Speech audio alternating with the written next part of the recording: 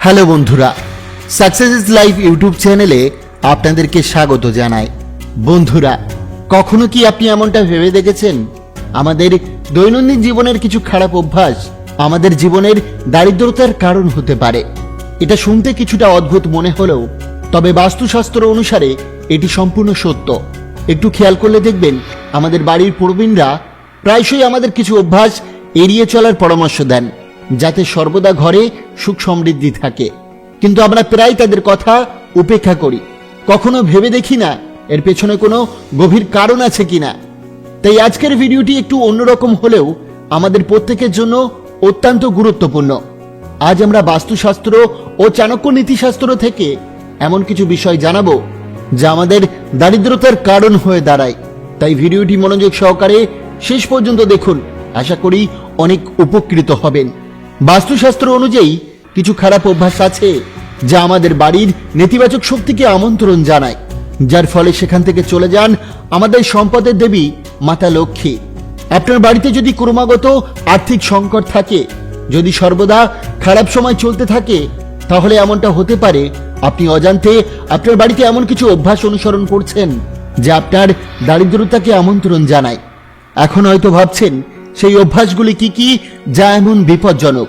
তাই দেরি না করে চলুন জেনে নেওয়া যাক সেই 9টি অভ্যাস সম্পর্কে যা আজই আপনাকে পরিবর্তন করতে হবে। নাম্বার 1, বাস্তুশাস্ত্র অনুযায়ী কখনোই নিজের রান্নাঘরে এঁটো বাসনপত্র সবসময় ফেলে রাখবেন না। সর্বদা এগুলোকে সঠিক জায়গায় রাখতে হবে। অনেকেরই অভ্যাস আছে রাতে খাওয়ার পর বাসন মাত্র না ধুয়ে সকালের জন্য ফেলে রাখা, কিন্তু বাস্তুশাস্ত্র জানায় এই অভ্যাস আপনার ঘরে নেতিবাচক শক্তি তৈরি করে। তাই রাতে রান্নাঘরে এঁটো বাসনপত্র রাখা উচিত নয়। এই কারণে আপনার বাড়িতে অশুভ প্রভাব পড়ে। শুধুমাত্র তাই নয়, কখনোই খাওয়ার পর থালায় হাত ধোবেন না, এতে করে আপনি আপনার ভাগ্যকে দুর্বল করে দেন। বাস্তুশাস্ত্র অনুযায়ী থালায় হাত ধোয়া আপনার আর্থিক অবস্থাকেও দুর্বল করে দেয়। নাম্বার 2, স্বাস্থ্য ও পুরাণে একজন মানুষের ঘুমের সময় নির্ধারণ করা হয়েছে। সূর্যোদয়ের আগে ঘুম থেকে ওঠা এবং রাতে ঘুমানো খুব ভালো বলা হয়, কিন্তু কিছু মানুষ এমনও থেকে থাকে যারা অসফলতার কারণে সূর্যোদয় এবং সূর্যাস্তের সময় ঘুমিয়ে থাকেন, যা খুবই অশুভ বলে মনে করা হয়। এটা বিশ্বাস করা হয় যে এর কারণে দেবী লক্ষ্মী সেই ব্যক্তির উপর ক্রুদ্ধ হয়, কারণ সকালের সময়টিকে ঈশ্বর ভক্তি করার সেরা সময় বলে মনে করা হয়, আর এই সময় ঘুমানো ঈশ্বরকে অপমান মনে করা হয়। এছাড়া যে বিছানায় ঘুমান সেটা সর্বদা পরিষ্কার রাখবেন, কখনোই ময়লা রাখবেন না। বিছানায় নোংরা বা ছেঁড়া চাদর কখনোই ব্যবহার করবেন না। এই কারণে নেতিবাচক শক্তি আপনার ভাগ্যকে প্রভাবিত করতে পারে, কারণ বিছানা আমাদের জীবনের একটি গুরুত্বপূর্ণ অংশ এবং এটি পরিষ্কার পরিচ্ছন্ন রাখা খুবই গুরুত্বপূর্ণ। প্রতিদিন সকালে ঘুম থেকে ওঠার সাথে সাথে বিছানা পরিষ্কার করে বিছানার চাদর ঠিক করে নিন। নোংরা বিছানা আপনার বাড়িতে রোগ ব্যাধি ও দারিদ্রতা নিয়ে আসে, তাই এখনই সাবধান হয়ে যান। নাম্বার 3, আজকাল দেখা যায় বিশেষ করে শীতকালে সবাই বিছানায় বসে যে কোনো কাজ করে, এমনকি টিভি দেখতে দেখতে বিছানায় বসেই খাবার খেতে শুরু করে দেয়। কিন্তু এটা কি জানেন, এই অভ্যাস খুবই খারাপ। এর ফলে আমাদের বাড়ির লক্ষ্মী আমাদের উপর রাগ করে। বাস্তুশাস্ত্রে বিছানায় বসে খাবার খাওয়া নিষিদ্ধ, কারণ বিছানায় বসে খাবার খাওয়ার ফলে বিছানা এঁটো হয়ে যায় এবং ঘরের সুখ শান্তি নষ্ট হয়। এছাড়া অনেক সময় আমাদের অলসতার কারণে বা আমাদের কিছু অভ্যাসের কারণে রান্নাঘর পরিষ্কার করে রাখি না। রান্না করার পর রান্নাঘর নোংরা করে রাখা হয়, যার কারণে সেই রান্নাঘর থেকে দারিদ্রতার অশুভ প্রভাব ছড়িয়ে পড়ে পুরো ঘরে। আর এমন বাড়িতে সম্পদ কখনো বাড়ে না। যেসব বাড়িতে রান্নাঘর সবসময় পরিষ্কার পরিচ্ছন্ন থাকে সেই সব বাড়িতেই ধনদেবীর বাস হয়ে থাকে। নাম্বার 4, প্রতিদিন পূজা করার পর পূজার ঘর বা মন্দির পরিষ্কার করুন। খেয়াল রাখবেন পূজার ঘর যেন কখনোই নোংরা না হয়। এটি আপনার বাড়িতে অগ্রগতি নিশ্চিত করবে এবং দেবী লক্ষ্মীর আশীর্বাদ সর্বদা আপনার উপর বর্ষিত হবে। কারণ পূজা ঘরে দেবদেবীর বাস এবং পূজা ঘর পরিষ্কার রাখা তাদের প্রতি শ্রদ্ধার প্রতীক হিসাবে মানা হয়। প্রতিদিন পূজা না করলেও মন্দিরে কখনো ধুলো জমতে দেবেন না। এর ফলে আপনার ঘরে আসা দারিদ্রতার প্রভাব কমবে এবং মানসিক চাপও কমতে থাকবে। এছাড়া হিন্দু ধর্মে পূজা করা বা উপবাসের প্রতি বিশেষ গুরুত্ব দেওয়া হয়েছে। যদি কোনো ব্যক্তি পূজা বা উপবাস না করে, দেবী লক্ষ্মী তার প্রতি ক্রুদ্ধ হন বলে মনে করা হয়, যার কারণে আপনার আর্থিক সংকট দেখা দিতে পারে এবং দারিদ্রতার সম্মুখীনও হতে পারে। কারণ পূজা বা ঈশ্বরের প্রতি ভক্তিতে মানুষ দেবদেবীর আশীর্বাদ লাভ করতে পারে। নাম্বার 5, কিছু মানুষের নখ চেবানোর অভ্যাস দেখা যায়, কিন্তু বাস্তুশাস্ত্র অনুযায়ী নখ চেবানো মানুষের জীবনে সম্পূর্ণ সূর্য দুর্বল হয়ে পড়ে। এই ধরনের লোক চোখের সমস্যায় কষ্ট পায় এবং কোনো কারণ ছাড়াই তাদের মানহানি হয়। এই প্রভাব শুধুমাত্র হাতের পরিচ্ছন্নতাকে প্রভাবিত করে না, এটি একটি বদ অভ্যাস যা স্বাস্থ্যের জন্য অনেক ক্ষতিকর। এছাড়াও এখানে ওখানে কখনো জুতো খুলে রাখার অভ্যাস করবেন না। অনেকেরই এই অভ্যাসটা আছে, যেখানে সেখানে জুতো খুলে রাখা। এই অভ্যাস আপনার জীবনে নেতিবাচক শক্তি বয়ে নিয়ে আসতে পারে। বিশেষ করে জুতো কখনোই প্রধান দরজার সামনে রাখবেন না। এর কারণে লক্ষ্মীর আগমনে বাধাগ্রস্ত হয়, কারণ প্রধান দরজা হলো ঘরের একটি মুখ। এটি সর্বদা পরিষ্কার পরিচ্ছন্ন রাখা খুব জরুরি। জুতার জন্য সর্বদা আলাদা একটি স্থান তৈরি করুন এবং সেগুলোকে একত্রে এক জায়গায় রাখুন। নাম্বার 7, বাস্তুশাস্ত্র অনুযায়ী সূর্যাস্তের পর কাউকে টাকা ধার দেওয়া উচিত নয়।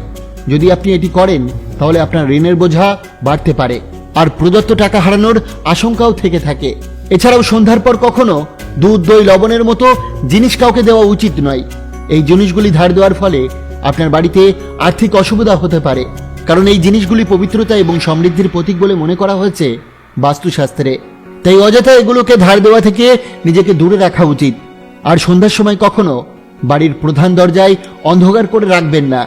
বাস্তুশাস্ত্র অনুযায়ী ঘরের প্রধান দরজা অন্ধকার থাকলে তাদের হওয়া কাজও নষ্ট হয়ে যায়, যার ফলে অনেক পরিশ্রম করার পরও অনেক কাজে সাফল্য পাওয়া যায় না। কারণ মূল দরজা হলো বাড়ির মুখ এবং সেখানে অন্ধকারের কারণে নেতিবাচক শক্তি ঘরে প্রবেশ করে। নাম্বার 6, বাস্তুশাস্ত্র অনুযায়ী রাতে কাপড় ধোয়া এড়িয়ে চলা উচিত। এমনটা করলে ঘরে নেতিবাচক শক্তি বাড়তে থাকে, কারণ রাতে নেতিবাচক শক্তি বেশি কার্যকর।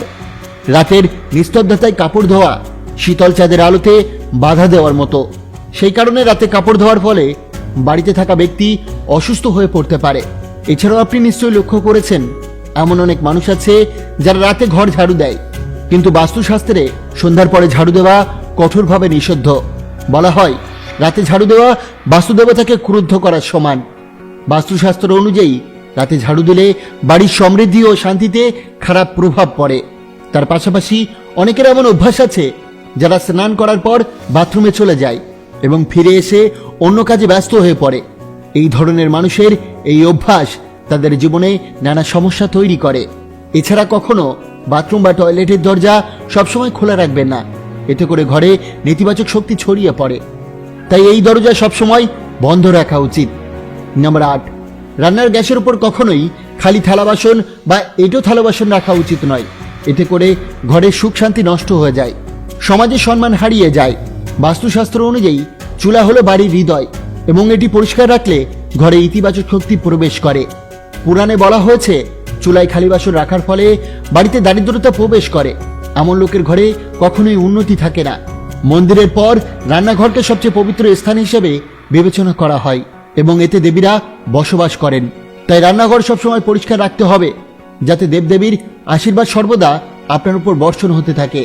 নাম্বার 9, আপনি কি জানেন বাড়িতে থাকা ঘড়ির সাথে ভাগ্যের একটা বড় সম্পর্ক থাকে। বালিশের নিচে ঘড়ি রেখে যদি আপনি ঘুমান তাহলে আপনার খারাপ সময় আসতে পারে, কারণ ঘড়ির ম্যাগনেটিক ফিল্ড আপনার শরীরে নেতিবাচক প্রভাব ফেলে আর ঘুম নষ্ট করে। ঘরের দেওয়ালে লাগানো ঘড়ি সবসময় চালু রাখা উচিত। যদি তা বন্ধ হয়ে যায় তবে তা বন্ধ রাখা উচিত নয়, এটি যেন সর্বদা চলতে থাকে।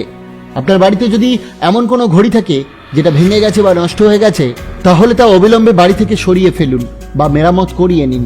বাস্তুশাস্ত্র অনুযায়ী যদি আপনার বাড়িতে বন্ধ ঘড়ি থাকে তাহলে আপনার সুসময় আসার পজিটিভ শক্তি প্রভাব বিস্তার করতে পারে না, কারণ ঘড়ি হলো সময়ের প্রতীক আর খারাপ ঘড়ি ভালো সময় থামার ইঙ্গিত দেয়। এছাড়া বাস্তুশাস্ত্র মতে বাড়িতে খারাপ বৈদ্যুতিক জিনিসপত্র রাখা অপ্রয়োজনীয় চাপ সৃষ্টি করতে পারে এবং এটি বাড়ির শিশুদের মানসিক এবং শারীরিক অবস্থার অবনতি ঘটায়। চাণক্যের নীতিশাস্ত্রে উল্লেখিত কিছু বিষয় রয়েছে যেগুলোর কারণে একটি বাড়িতে দারিদ্রতা আসতে পারে। এর মধ্যে প্রধান কারণ হলো অলসতা। যদি বাড়ির লোকজন পরিশ্রম না করে এবং অলস হয়ে বসে থাকে তাহলে অর্থ উপার্জন বন্ধ হয়ে যায় এবং দারিদ্রতা নেমে আসে। অপচয়, অপ্রয়োজনীয় জিনিসে অর্থ ব্যয় করলে সঞ্চয় কমে যায় এবং দারিদ্রতা দেখা দেয়।